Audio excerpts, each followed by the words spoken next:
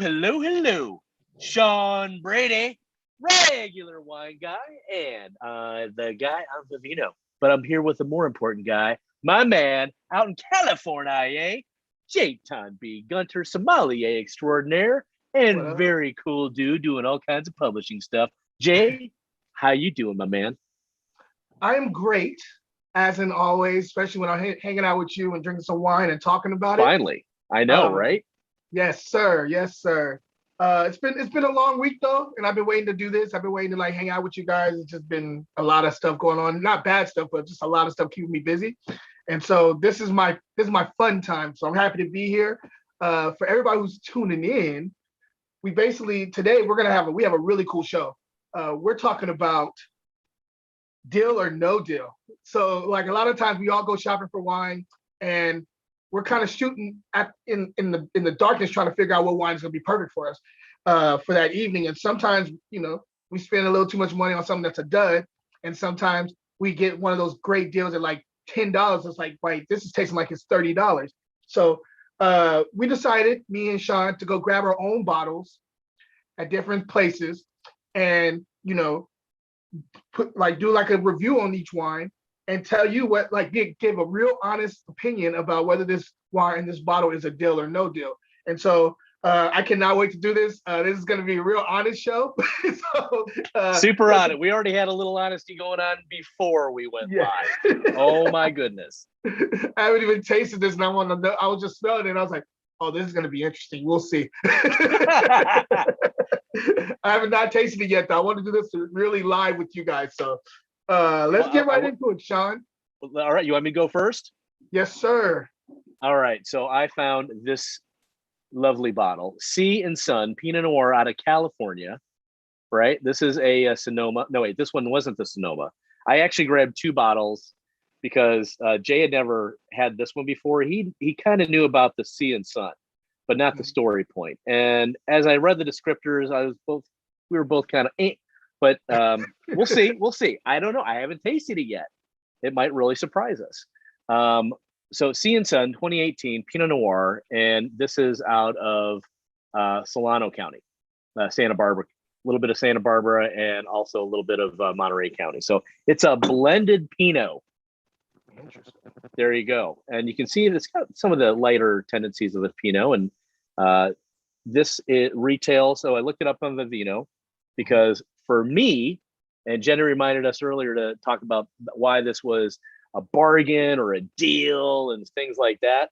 This was a dealio for me because I just happened to be in a grocery store near my folks' house, and they were cycling their wines on the shelf.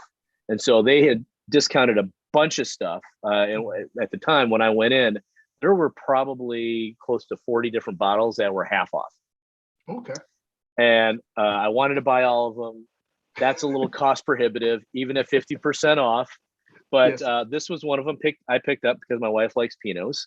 And I'm like, all right, well, I'll give it a go. It's kind of a fun little scripty, cool bottle. And it's also, got different percentages from different counties. So I'm like, that's kind of cool too. So this one got rated at $20 on Vivino, had 3.7 stars out of 5 overall. And that was over 1,000 reviews. So I felt very comfortable with that. And as many people know, I use Vivino a lot. I put all my wines on there, and it does help me. And my rule of thumb is if, it has at least, a couple hundred reviews and it's at least a 3.5 stars, probably going to be at least okay. Yes. Right. I always look for the 4 stars. I don't give too many 4 stars or above, but when something's really up there, it's especially with over a few hundred reviews, that's good. But we're putting this one on the chopping block. So let's just get right into it. Like you say, I keep talking, not drinking. So I get the Pinot West nose, and I chose this one today because it's hot. It is hot. It is muggy. I wanted something a little cleaner and refreshing and a little cool. So let's get it on the palate. Love the glass, by the way.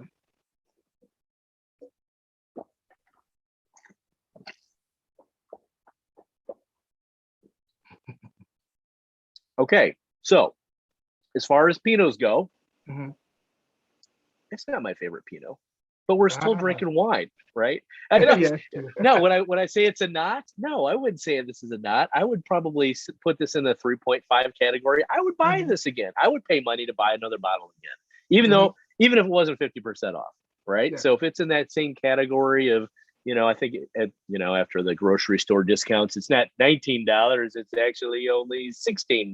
Yeah. So that's exactly what this was, and I was lucky enough to get 50% off of that. So for 50% off, way big deal. Let But me if ask you're you this. yeah, go ahead.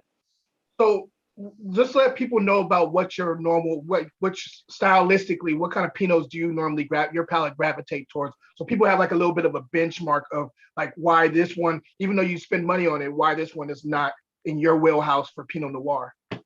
So there's I guess two that I think of. I mentioned before Belglas, Las Altruas is one of our favorites. We had a lot of good times with a lot of good friends, and I wouldn't even put that in a, some people think of Pinot as very light and delicate. It's a little bit more bold. This has some of the Pinot characteristics of that light and fruit forward. It's just, this is a little slightly heavier on the palate than I would expect from a Pinot. And it's good. The more I sip it and the more it's opening up, it's like, oh yeah, this is totally good in the $15 to $20 Pinot range. I totally get that. And that Las Altruas is at a completely different price point, and it's a completely different expectation. So it's, all things being equal, this ain't bad. Yeah. And it's 3.5 stars. It just has a little bit of love handles, and you want a little bit more acid to kind of balance out some of the richness on the palate. Sounds like. Correct. Yeah. So there's some of the and people can take issue with this or not, but even on the what was the other one? The Prisoner Wine Company has their Pinot with the black wax over it, and it's got a really cool presentation. It's about $40 a bottle across the country, 45.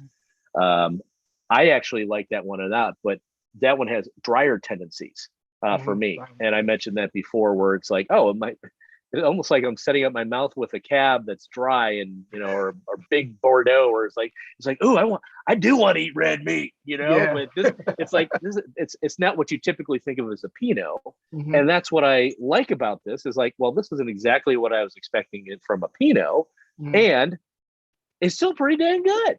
I would drink this. This is like one of those great everyday sippers. It's like, yeah, I would open this up, have a book with it. And I love that. Right. And it's like, oh, would I rave on and on and on and on and on about it? Not like some other wines. But you know what I'm saying. I know what you're saying. So this one you consider kind of tiptoeing that line of a deal. This is like kind of right there on the cusp of like, it's a deal for some, it may not be a deal for others. So it's like right there on that cusp. I think in general, if you put a brown bag over this and you didn't tell people that it was a Pinot, they'd be very happy drinking this as just give me a red wine. Got you. Right. So it's very even keeled. There's going to be it's going to be a crowd pleaser. And I think people would be surprised if it's like, oh yeah, what is that? Is what I would think people would ask. Complexity there and stuff. I got you. Yep. Cool. Exactly. I know, it's fun stuff. I love it. Call it how it is, though. I love it. And I gotta say, so let's go to your wine. And I did love their the bottle, like the label on it. I'm like going, oh no way, they mixed something up at the vineyard over there, right? Didn't they? They got some stylish, like, I don't know, did somebody take them over and they get a new artist or what? It's a wild label, to be honest with you. Kind of interesting. So with mine, what do you want to do the other one too, or you good? You're gonna good. Well, you want my review? Let's just write. It's in the glass. You know what that means? Why not? I want to hear about the other one too. Glass. Okay, good. Fruit glass. So this is the story point, and I'll read the descriptors for you, just so people know what's out there. So, full-bodied. Keep in mind we're talking Pinot. Full-bodied with bold notes of black cherry jam. Yeah. Dark roasted oak. and toasted spice. So Okay. already It's on like the label itself is like making me like, is this gonna be an oak monster? Is this gonna be like it's like something that's could a little too rich for Pinot? you could do story point and just put Merlot on it. You could put Yeah, maybe just cross something out here. I don't know. But and then I poured it. Okay, so here's number one, and you can get some translucency right here, right? Yeah. But then this one, look at that. Yeah, it's sticking to the glass too. Look at that. I can't see you. I can't see my eye through the camera. Has some viscosity there. Yes. Maybe it is a Merlot. Who knows? Maybe they missed. It could. Hey, but for 50% off. Now, okay, going back to the Vivino ratings, story point, the Pinot, like close to like 700 ratings. So that's a lot of ratings. It's not just like, the little bots are going to rate you up. Yeah. It was 3.6 stars. So just, 1/10 of a point less than the other one, little lower price point. I have a Vino, $16.99. Again, I got it for about half of that. So yay me, yay on my pocketbook. But let's get the taste on it. I don't get much on anything on the nose where I got like nice fruits and things like that here. Mm-hmm.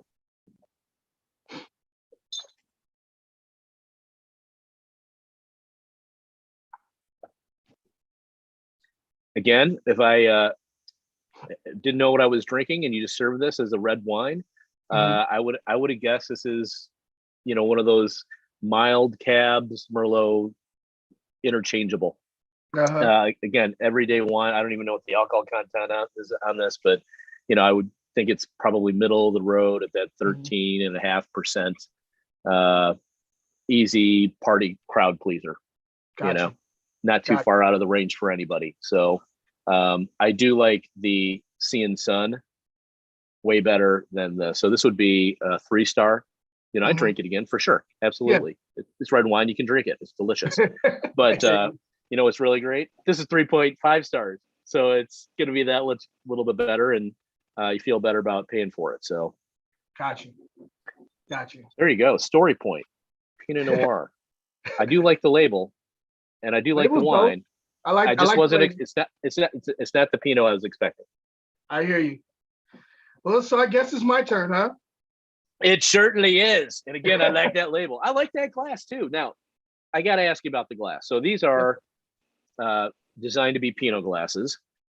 What now? That shape of that glass, getting right into it, is that it help accentuate the wine, the nose? Yeah, this is a tulip-shaped Bordeaux glass out of Italy. It's called a Roma. Rona. It's called Rona. What an interesting name, Rona. But yeah, it's called Rona. And I saw these glasses, and I just wanted to upgrade my Bordeaux glasses. I really like glassware. It's something that I think is kind of artistic. It is. And this is a random one that people don't in my industry. It's not a well-known brand, but I saw it, I grabbed it, and I was like, yeah, I really like this nice little crystal here too, glass. So yeah, I'm excited to be sipping out of this glass, and it does accentuate because it is a Bordeaux glass. It has like a little bit more of the not as bulbous as like a Pinot glass, a little bit more of a narrower base going up to the top, and then the way it hits your palate because of the tulip, it just hits your palate right in the middle. So I tend to like that with my Bordeaux up front. When it hits your palate up front, those tend to be more of a Pinot glass for me, and I like that. But for Bordeaux varietals, I'm going with something like this. So now I saw your video on this. So yes, sir. Where did you find this bottle, and how much was it? So at I don't know if it's available. This place is available everywhere in California, but everywhere in the United States. But grocery outlet is pretty all spread out all over California, and it's a bargain like supermarket that normally has like good wines, but like at a really good price. So this is actually out of Napa and Sonoma. This is Sonoma and Napa fruit right here. There's a Cabernet Sauvignon 2017. It's called the Whisper Sister, and it's by the Behringer Bros. If you guys can see that label, there you go. Behringer Bros. Cool label, a little bit wild on the label, but cool label. Did I say did that say single vineyard at the top, or did I misread that? They got two different fruit. They got fruit coming from two different places. Cab from Napa and Sonoma, which everybody knows those two places are like the best when it comes to cab, supposedly in California. That's arguable, but that's what everybody says. And so tip top areas for wine, you're expecting this to be a great bottle. And I got it for under $13, which is crazy for anything coming out of Napa that's a Cabernet Sauvignon or Sonoma. You're normally looking at $25 to $200 for Cabernet coming out of those specific areas. And so this is on the face of this, on paper, this is definitely a deal already without me even tasting it, because it's supposed to be tip-top fruit from a tip-top area at a great price at under $13. Really good price. So with that being said, let's get into it. So everything I do starts off with the nose, as you know. So I'm gonna get right into it on the nose. So it starts off with a normal Cabernet black fruit. You're getting blackberries, black cherry, like fleshy black cherry going on here. There's also a little bit of like a wet tree bark thing going on the nose. There's also like this kind of charred brown sugar, like a little bit like more of like a burnt brown sugar going on here too. And the thing that's really jumping out at me, that being honest with you, is turning me off a little bit, but not fully. It's because it could taste better than on the nose. The thing that's turning me off a little bit is it has this it has a lot of like vanilla, and it has a lot of vanilla going on here. So right now it automatically makes me think that this is going to be over oaked a little bit.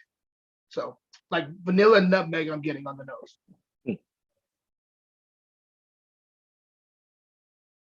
There's also a little bit of a spice here too. All right, so that's enough on the nose. Let's taste it. See if it's get into it. Deal or no deal.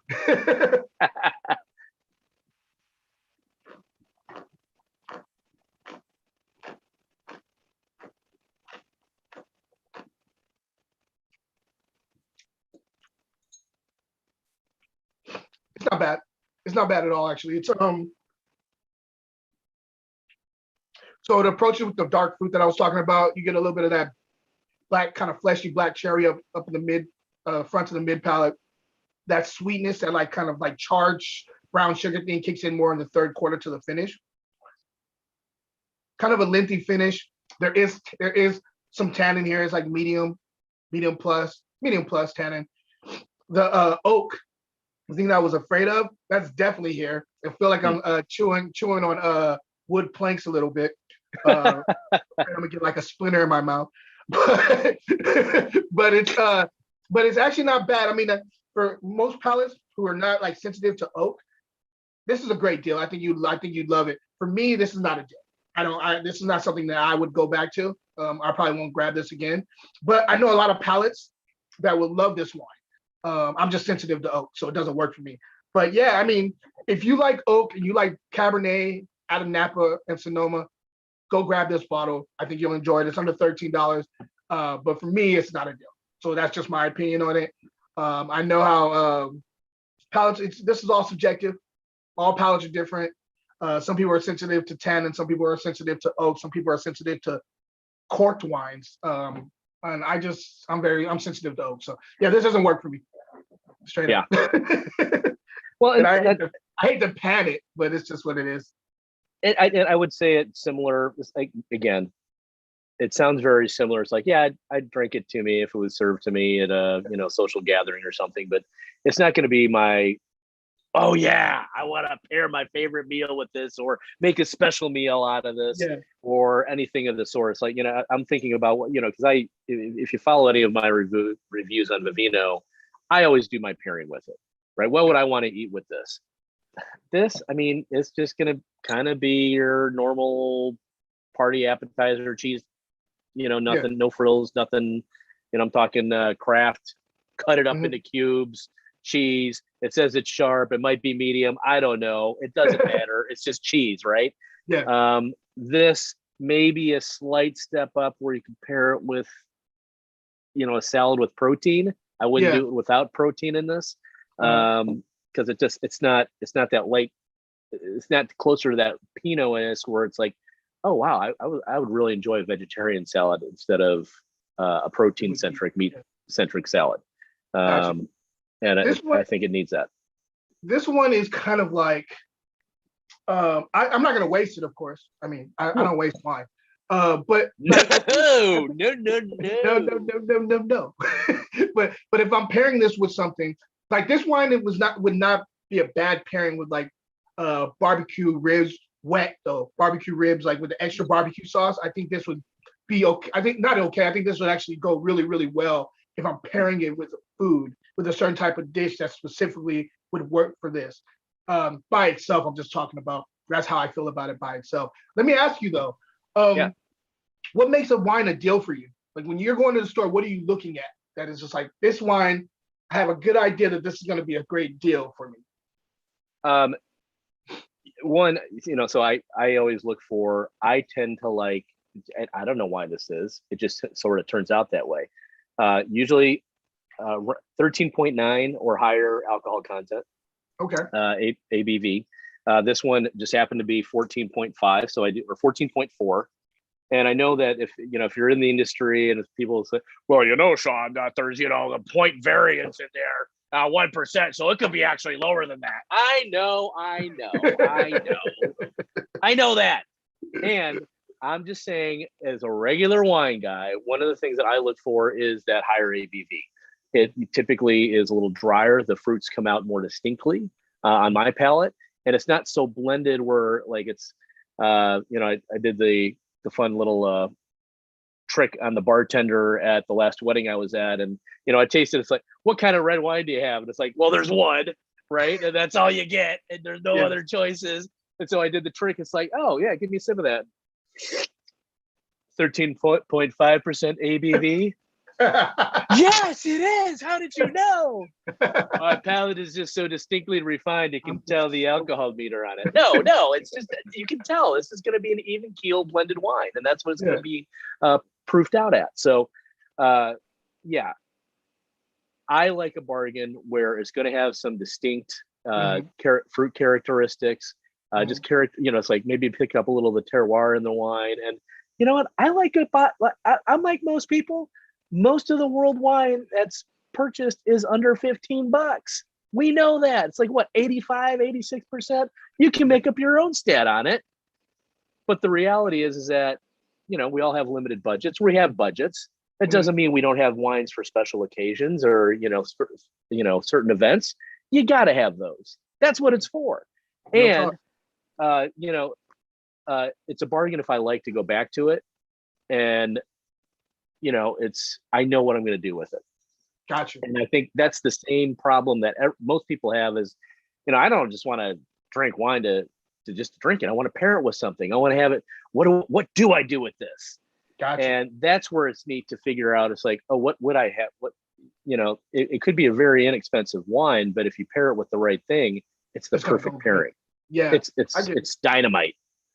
So when you're wine shopping, you're thinking about food first. Sometimes you're thinking about food first because you're making a certain dish. You're like, what wine is going to go really well with that, and that's how you determine whether you're going to get that wine, and also the pricing of it, like what you're willing to spend on that wine too. It sounds like what you're saying. Something similar that you said earlier in this conversation is that I want the wine to stand on its own, right? Gotcha. And then I also, it's like, then I'm thinking about, well, what would I want to cook with this? What would I want to, what would I want to eat with it? What would I serve with it? It doesn't stand alone, because that's important to me too. I got you. Hey, we eat every day or almost every day, and if we can enjoy a glass of wine with it, it makes it all the better. Why not?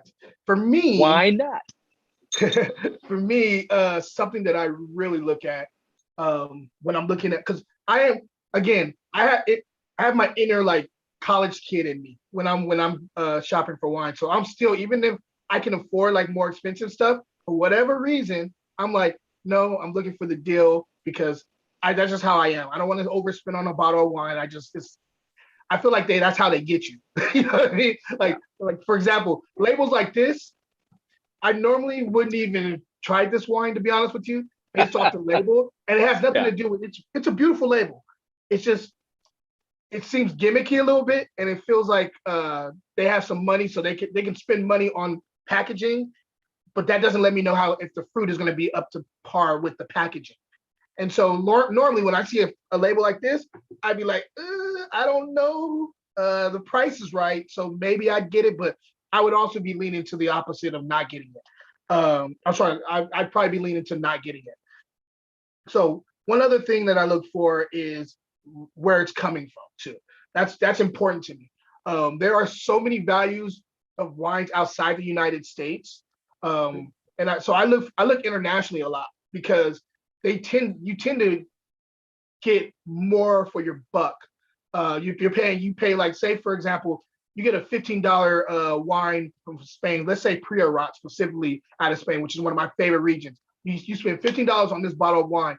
That wine is more than likely going to be punching up, like looking like it's $25 for that bottle, because the complexity, the boldness, the richness, the balance in a Priorat wine, for the most part, overshadows a lot of these not California, but United States wines that they're offering at a higher rate. And so I look internationally a lot when I'm looking for a deal.